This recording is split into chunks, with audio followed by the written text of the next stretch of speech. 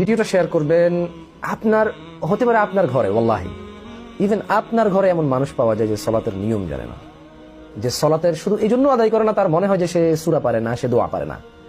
সলাত মানে কত সহজ, এইটা নিয়ে আমি একটু কথা বলবো। দেখুন, আমাদের কোনো কিছুই করা লাগবে না। সর্বপ্রথম একজন মানুষ 3 ভাবে তাকবীর বাঁধতে পারে। যদি আপনি চান যে আপনি মানে কেউ প্রশ্ন করে যে আমি আল্লাহু আকবার, মানে আল্লাহু আকবার আগে বলবো নাকি হাত আগে বাঁধবো নাকি পরে বাঁধবো হাত, সো আপনি ইচ্ছা করলে একসাথে আল্লাহু আকবার বাঁধতে পারেন, অথবা আপনি আগে বলতে পারেন আল্লাহু আকবার,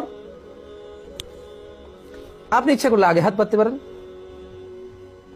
আল্লাহু আকবার, যেভাবে খুশি বাঁধেন, ওয়াল্লাহি অসুবিধা হবে না ইনশাআল্লাহ তাআলা, আপনারা যাচাই করবেন।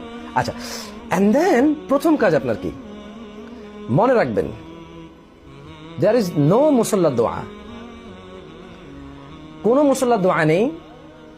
মুসাল্লার দোয়া বলতে কোনো দোয়া নেই। সালাত স্টার্ট হবে আল্লাহু আকবার দিয়ে, আল্লাহর বড়ত্ব দিয়ে, এন্ড দেন আল্লাহু আকবারের পরে ছোট্ট একটা দোয়া আছে, আমি চেষ্টা করতেছি বলার জন্য স্পষ্টভাবে, আপনারা চেষ্টা করবেন এটা মুখস্থ করার জন্য বা বারবার শুনবেন, যারা পারেন না খুব সহজ।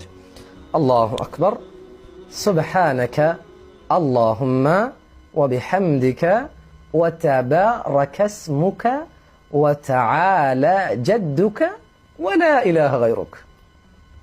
এত ছোট একটা দোয়া এবং খুব সহজ। যিনি পারেন না, আপনি স্টার্ট করেন আল্লাহু আকবার বলে, এন্ড দেন চেষ্টা করুন এটা শেখার জন্য। মানে আপনি পারেন না তাই বলে সালাত আদায় করবেন না, এটা হবে না।